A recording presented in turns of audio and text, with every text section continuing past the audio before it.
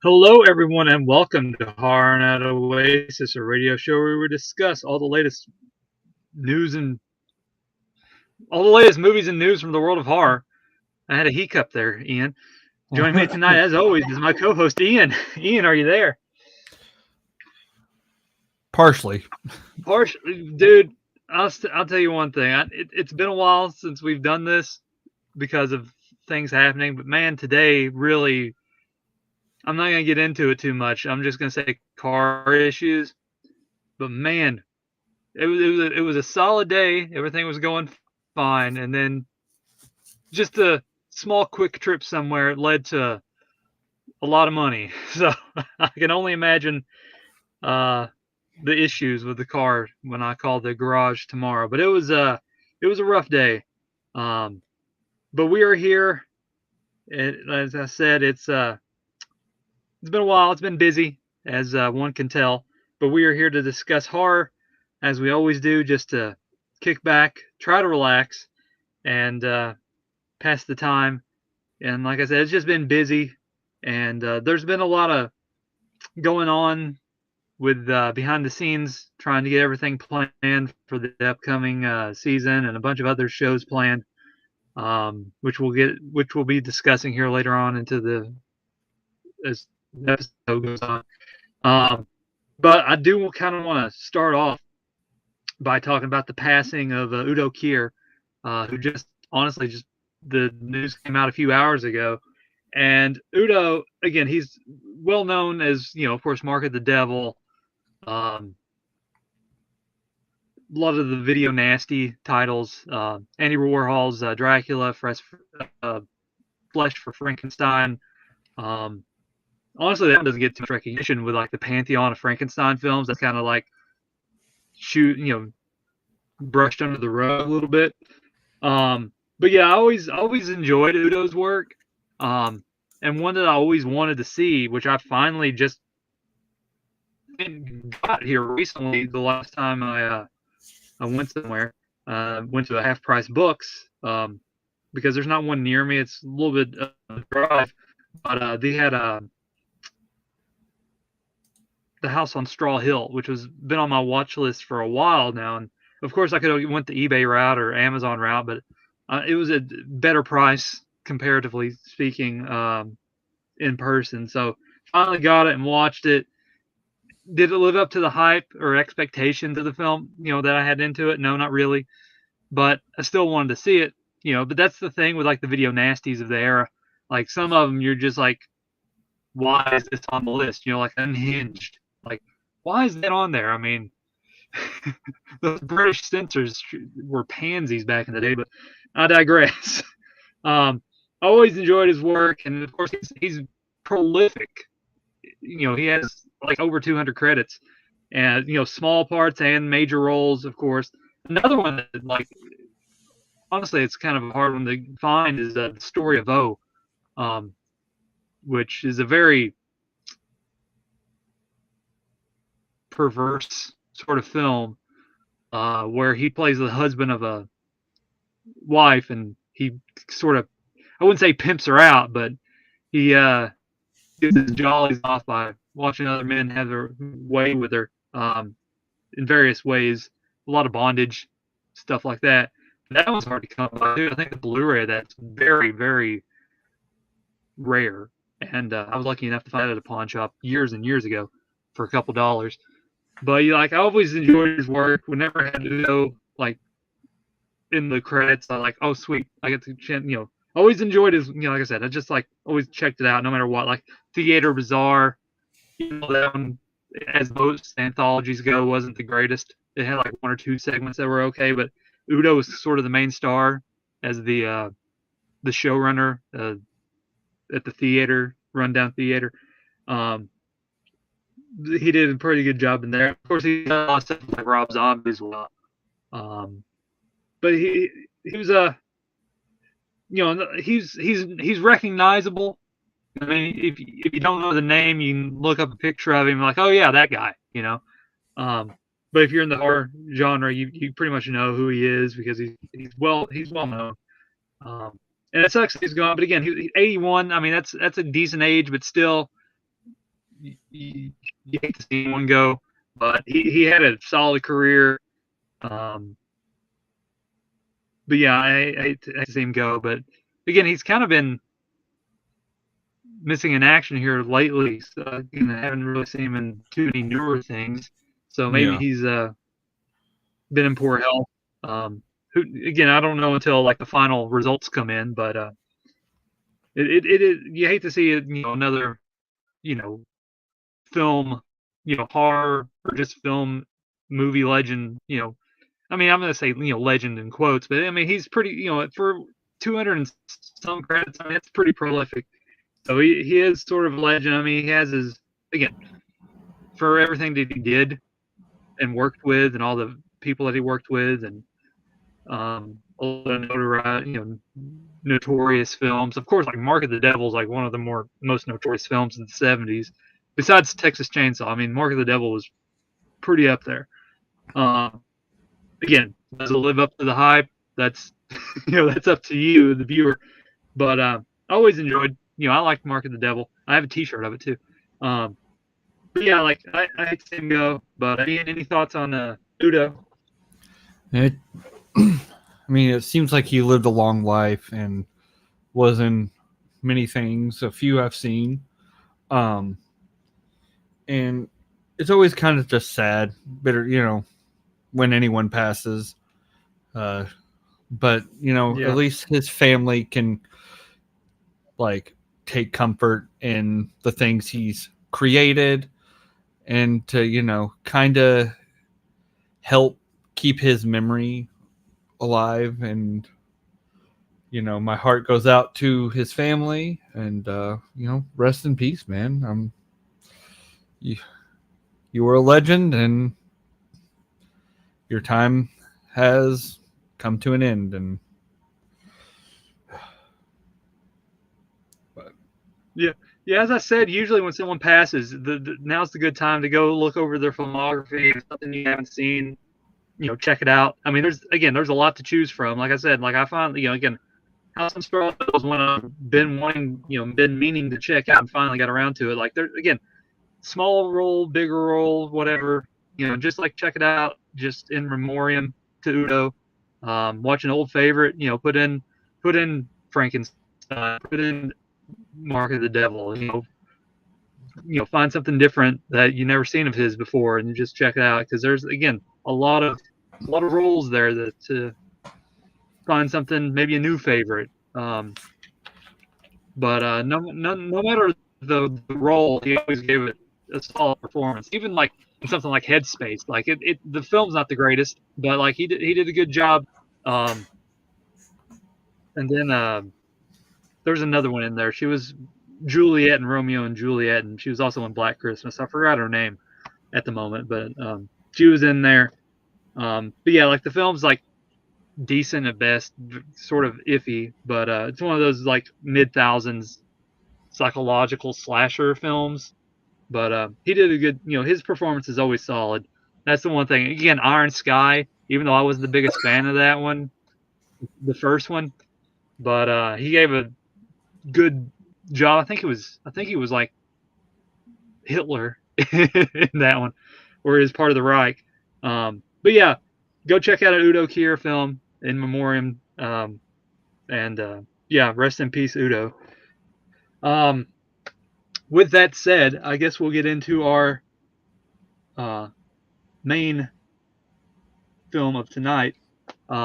This is something I wanted to do earlier in the month, but again, things were just busy and hectic and overwhelming. I just didn't get a chance to do as intended, where we were going to do a couple things. I don't want to get into the other specifics of the other show because we're still working on that, pertaining to a previous episode.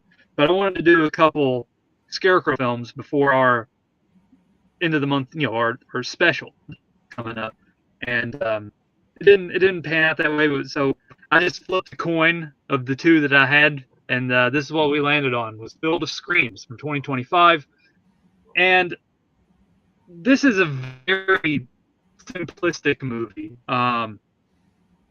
So we have I'm just gonna say Grandpa.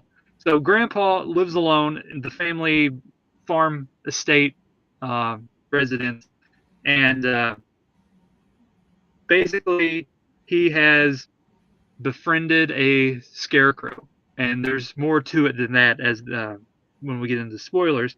And the scarecrow is a living scarecrow, and they have a friendly companionship. And one time during a playful game, I guess, or just something, the scarecrow scares Grandpa, which causes him to have a heart attack and die. And the scarecrow is sort of lonesome and doesn't know what to do, and he starts making a going out and putting hay in another in pants and shirt and trying to do that. Then we're introduced to uh, Alan and Justin, and Alan is the grandson of Grandpa, and him and Justin are a gay couple. Um, he gets the news from his mother that who still lives like not too far from where Grandpa lives, and she tells him the news that Grandpa's died to come and look over the estate and get rid of things um, because they're gonna sell it basically. Um, and so him and Justin go there and they decide to bring a few friends to come along to make things easier in the process. They come along a little bit later in the film. We have Britt, Shane, Lisa, and Luke. I think Lisa's his sister. I think, and Luke's an old friend, and Britt is like the wild one, the party girl, and Shane is like her boyfriend, but there's like more to it a little bit later, which we'll get into. And so they just go to the house. Um,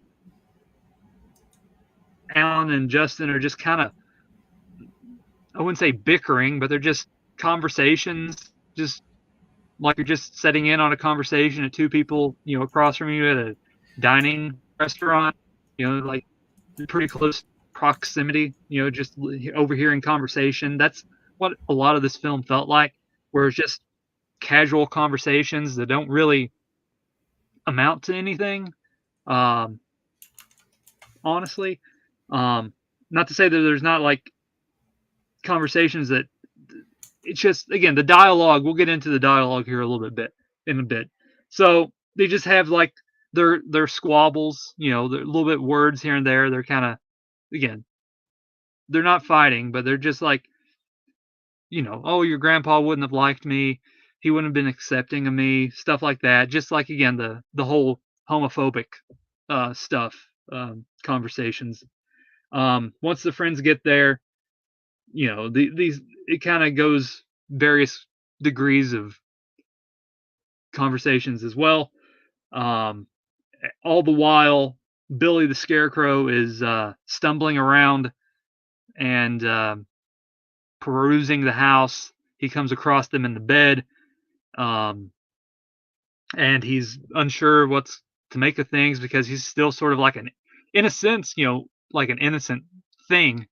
Um, and he's just, this childlike mentality that Billy is in the form that he's in. And so it just goes on from there where like eventually Billy decides to attack Alan, Justin, and all the other friends in the group at the house, and he's also making more scarecrow uh, people to attack, and that's sort of the gist of the film. Um, to be blunt, um, the film it's not bad. It's just meandering. The dialogue is not really the greatest, especially for the film of the nature of the film, where it's trying to elicit a message for gay and all the other stuff like that.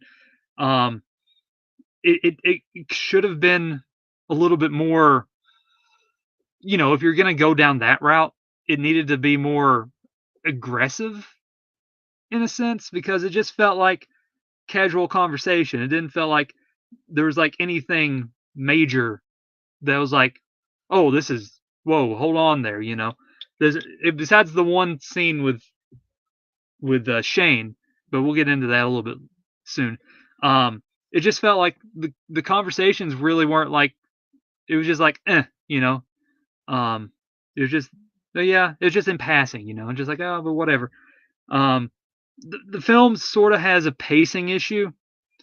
Um, I mean, it does have a pacing issue. That's just it's very slow and meandering. Not really a lot happens. Um, Even with the scarecrow action, you can blank honestly with some of the scarecrow action and it's over. Because the one girl goes in there and she gets attacked and she gets like dumped into I don't know if she got chopped up or put into a bucket, not a bucket, but like a barrel. Yeah, I was very confused by that. Yeah, but he was like Billy was holding her legs up and like a whirring sound, an engine motor sound was going on. Like what's going on?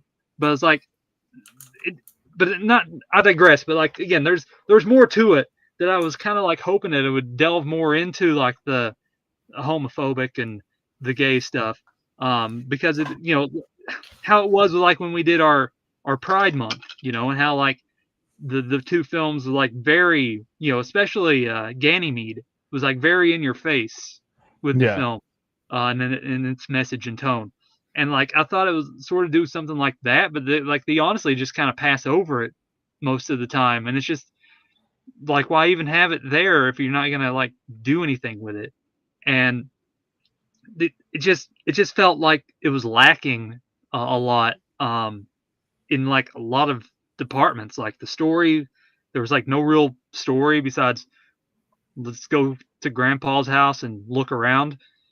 I mean, like some of the stuff is just like, especially with Shane, like it was just like hinted upon. Like I'm not doing that. I'm in a relationship, and then like he tries to bring it up a little bit later, and like, did that happen? No. Oh, okay.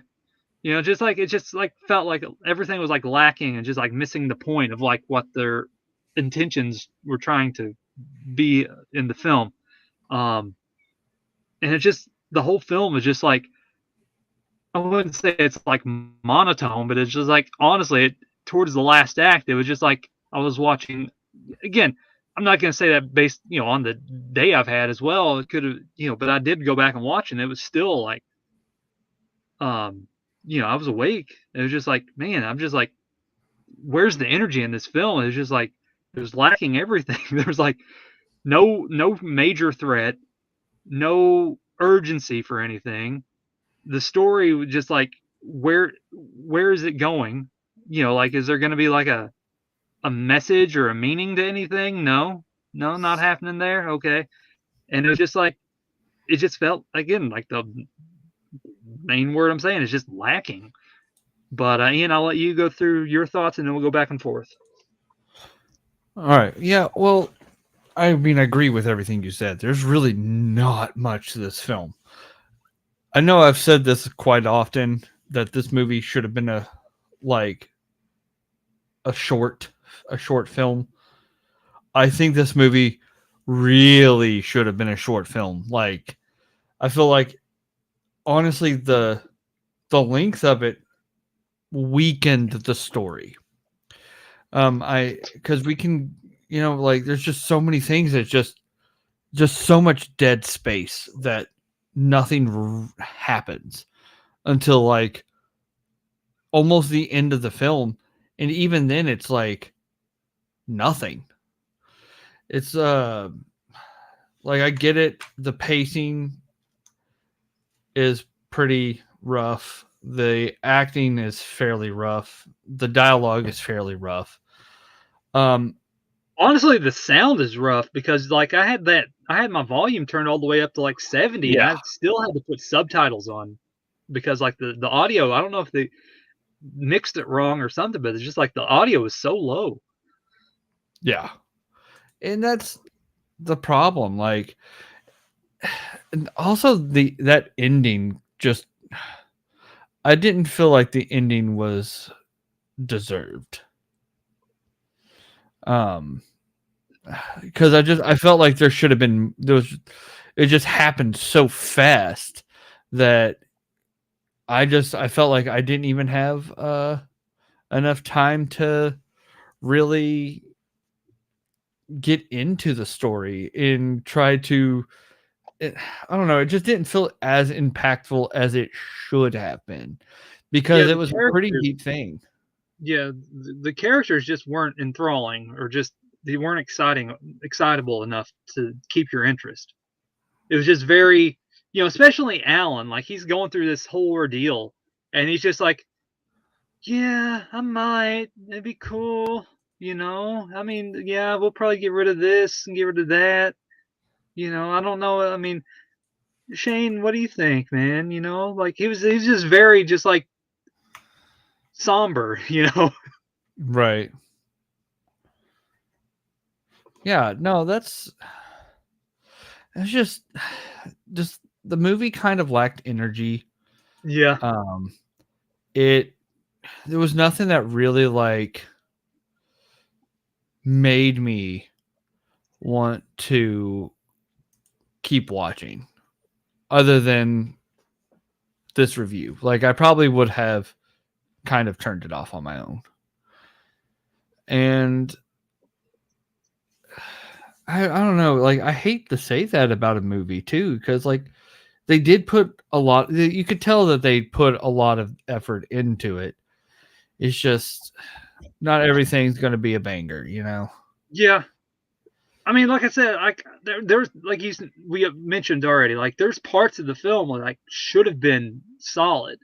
Like I liked Billy the Scarecrow. I liked his antics. I liked how he walked and he was portrayed. How he walked around and stumbled around, and I liked everything about Billy the Scarecrow. Honestly, I did.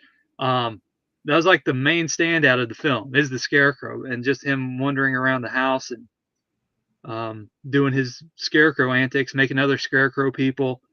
Um, but like the minor characters were just like, you had Luke, who was like, I guess like the best friend that just wants the best for Alan, and he's not accepting of Justin as his boyfriend, and there's just like a lot of bickering going on there, and like it's just like, again, a lot of things just didn't feel like warranted. And it's just like, oh, this is happening now, like I guess we're gonna get into spoilers, but like, oh, Shane is drunk and he's gonna make a move on Justin. Like, hey, there's a bed. I'm here. You're here. Let's get to it. Like you're straight. Like, hey, it's just the name. And Yeah. it's just stuff like that where it just like comes out of like there needed to be more of a build up to it. Just a lot of stuff. Like again, I was at points I was like thinking like, okay, so it's a a pride movie. It's a gay themed film, but like Alan and Justin, they're having issues, right, with their, because they're bringing up a lot of like they're having, Justin's like unsure like how his grandfather would have felt about their relationship because it was stuff like that, and then you have that coinciding with like his grandpa and like being like sort of in awe of like Billy and like sort of honestly in like a bonding relationship with that. And it's like, okay, so maybe the grandfather had like this, you know, hidden side, that he didn't bring out, but it turns out like that's not the case. It's just his dead son, which is like, uh, there was parts there where it could have been. Honestly, it shouldn't have been his dead son. I mean, or Alan's dad. It could have been, like a gay lover or something like that.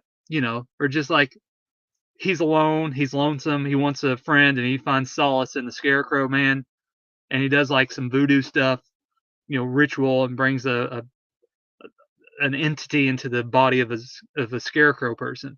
Like maybe it's sort of like coinciding with like the grandpa's not accepting, but he's honestly accepting, and they're bonding in that way. It was like sort of a inkling in my mind, like that could have been cool if they furthered that, but they just kind of made it. Oh, it's my dead dad as a scarecrow, and then like there's the whole bonding moment at the end, which is just like again like half of it like I didn't like they don't even bring up the dad that much, like when he's talking to his mother and he finds the drawing where it says Billy and Grandpa. Um, but it's just like a lot of stuff like that. It's just like you know brushed under the rug as well. It's just like a lot of stuff could have been furthered upon, which could have made the story that much more impactful. But as it stood, um, it was just like again a lot of meandering, a lot of not really pushing the pedal to the metal. Making a point, delivering a message. It just felt flat in like every aspect that it's trying to achieve. And again, like you said, Ian, like I hate to say it, but it's just like, because they really tried their best, but it's just like it felt like it's just like wasn't working with like their intentions. And it's just like they tried, but it just again just fell flat. Like every aspect that they wanted to achieve just like did not land as it should.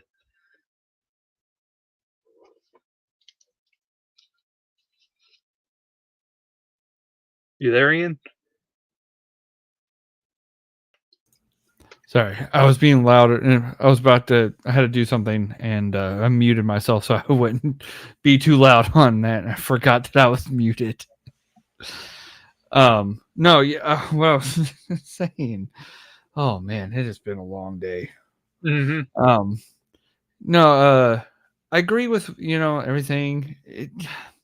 I wish they would have like connected the story, like you said, to itself a little bit better. Of a acceptance and never judging a book by its cover, because that question did come up and about like, do you think he would have approved?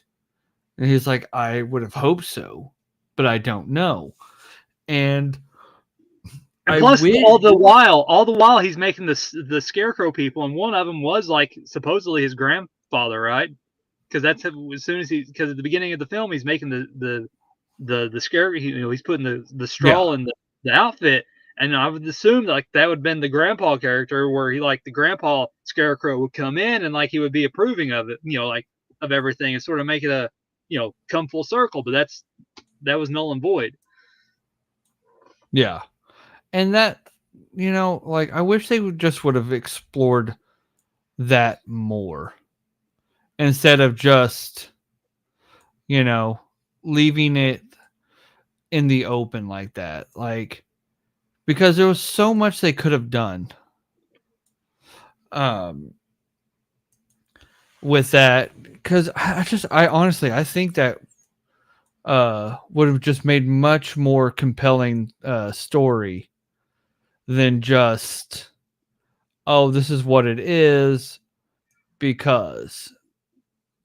And like connecting it to like him wanting acceptance from his grandfather, and I just felt like that there wasn't enough heart behind this movie other than like a little bit of, yeah, it's kind of sad the guy lost his grandpa and his dad, and just all that kind of stuff. I wish that they would have done at least a little something to give us an idea of what his grandpa would have wanted and what his grandpa believed. Mm-hmm. Well, they could have done the same thing with Billy as well. I mean, it was his dad, but I don't know if his dad was anything like his grandfather or not. I mean, of course, old fashioned, but or Yeah. accepting of what he was. But that last act, just like, so he sorry for attacking his friends, or what? And then he's just like, Billy's all remorseful and just sitting there all by himself, and like they set fire, like I'm gonna burn it all down. But I don't know. That yeah, like that's what I was saying. Like Like, I why do you felt need like to burn the whole house down when it's just the scarecrow? Just yeah, and it's just like, yeah, I've like after everything that happened, just like he forgives him, and I just Like, you couldn't bring up, like, maybe his grandfather was, like, mean to him in the house or something to give it meaning to, like, burn the house down? But they don't do that either.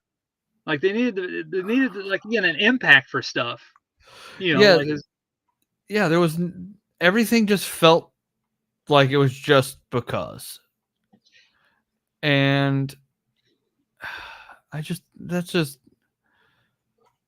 I just wanted, more from the story, cuz like what I was thinking in my head, I kind of wish they would have done it like that, just like give us more impact. Like, why should we care about him uh forgiving? Because that wasn't the whole thing, was accepting of who he was, and not, I don't know, I felt like the the message got lost in was, translation. yeah, everything just kind of didn't mesh well, like, Yeah. you know and I didn't even understand the whole, I might have missed something, but like I didn't even understand why the scarecrow was killing people in the first place. Yeah.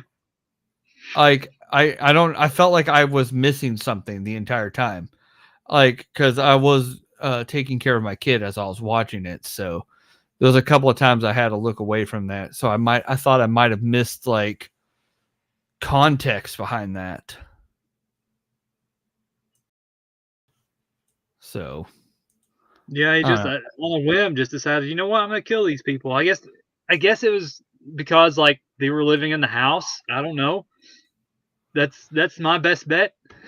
Like, trespassers, Yeah, but that, see, okay, so at least I'm glad it wasn't just me that, you know that it wasn't because I wasn't paying attention.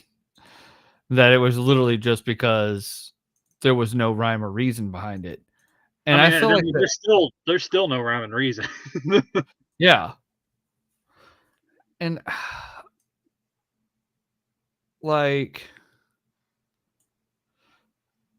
that makes it even worse. Because the whole thing with Billy is, like, he was sorry that he killed grandpa, right? Or his dad, and, like, he was like, as, like, it was like a wilted dog, trying to gain sympathy, like, laying his head down on, the lap of, dad, grandpa, and, like, he's just, like, again, mulling around just like an innocent figure, and then on a whim, like, "Oh, there's people in my house that's not dad, grandpa, and I gotta kill them for some reason."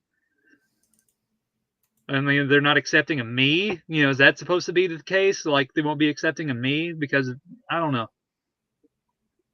There again, it's got muffled there. It just really did get Yeah. muffled. It just kind of just again, the conversations didn't lead nowhere. And they weren't, like, engaging, and, like, I don't know. It was just like just the dialogue, or the script just needed another pass. Like you said, like, it was way too long. Like, it was like almost an hour and 40, and just like a lot of that could have been trimmed down, and it could have been more precise and just straight to the point. And it didn't need to be this long, monotone, drawn out film when you need to get in and out and get your point across. And, Yeah. like stuff, like a lot of stuff was, like, repeated, and just like, "Oh, I don't know if he's not accepting of me. Oh, woe is me," stuff, kind of dialogue. And, like, it just, like, it needed to be faster, quippier, and get to the point, and just, like, not like you're just listening to a couple bicker in a restaurant, or in a store. It's just like, Yeah. "Oh, your dad doesn't like me. Oh, I don't know about that. He should do this, should do that." It's just like you're just listening over a conversation, and they're just having a bad day. Just like, "Well, you two shouldn't have been out today, but here you are, and now here I am." Yeah. That's what it felt like through the whole film. Like, even the side characters, and they're bickering, and just like, ugh. I'm just gonna walk down this empty aisle and hope to get away from you, you know. But Yeah. I don't know. Like again, everything revolving around Billy and the Scarecrow people. You know, it could have been furthered upon. I enjoyed that stuff. I just wish there was more to it than just now, you know, as you said, Ian, just because. Now, just because I'm going to kill people and I'm going to get more Scarecrow people and they're going to attack you for whatever. And then I'm going to be all super sad about it and burn down in a house. I don't know. Yeah. It's funny too, because like I've seen a few things here recently where they're just like, "Oh, I'm gonna burn the house down." I'm like, people can live there. Like, sell the house, especially if you're like, okay, why would he burn the house down, but yet he still has the farm and he still has the damn scarecrow? like, like Yeah, I, there needed to be meaning. There needed to be an impact why you needed to burn the house down. Not just like, oh, my dead dad's a scarecrow now or yeah, something to that effect. Like, burn the ship. Someone has the plague. Don't just throw the person overboard. Burn the whole damn area. right. I don't know. I stubbed No, my toe on the house. Burn it down. How dare it? Stand in my way. It's blocking the tree. I don't know. We're going off of tangents now, but it needed to make an impact, and it just fell flat. Like I said, it's just one lackluster film where like it had good intentions, and again we talked and discussed about like those intentions where it could have went. Man, it just did not go there. right. Yeah, and I just I don't know. This is one of those films that's just like I'm kind of just at a loss Yeah, for why it happened the way, like the things happened the way they did and why. yeah, it is what it is. But that's what happens when you flip a coin. But nonetheless, that is going to do it for our review of Field of Screams. Our lone scarecrow film out in the distance, waving at us as we drive past it as its house burns down. Like, why are you leaving me here? Like, sorry, buddy, that's on you. But we are gonna be moving on into our special that we have coming up, and it's a doozy. Well, hopefully it is because it's going to be a double feature special, and it is our Gorge Until You Vomit Thanksgiving special. As I said, it's a double feature, and it is two films directed by a well-known tattoo artist named Richie Vomit. Um, as mentioned in a prior show, I got those at Scarefest from his tattoo booth, and there's not really nothing out there on the films. And it's sort of a Thanksgiving boneyard in a sense, but it's a director spotlight because he did these in like 2006 and on the cheap. So, like I said, it's going to be like $40 and a case of beer is the budget. So it's and we figured why not gorge ourselves until we vomit by watching both of them, and that's going to be coming up on Thanksgiving. So if you're interested in those films, I didn't even name the films. It's going to be Machete Mamas and Farmlands. So two sort of low budget grindhouse cheap DIY movies from Richie Vomit. So that's going to be our Thanksgiving special this year, and then we're going to be going into our Christmas marathon for the month of December. And then we're going to start off the new year with a very special boneyard, as I mentioned at the last episode. It's going to be a very special one. And so we got ourselves the rest of the year planned out, Ian, and I'm looking forward to it. And hopefully everything falls in line. There's something else coming up on my end that I have to deal with in December, but I digress. I'll get into that later. Off air. That's off air stuff. But Yeah. I appreciate everyone for listening. And Ian, as always, it's great talking with you. So we will see you next time here on Horror Night Oasis.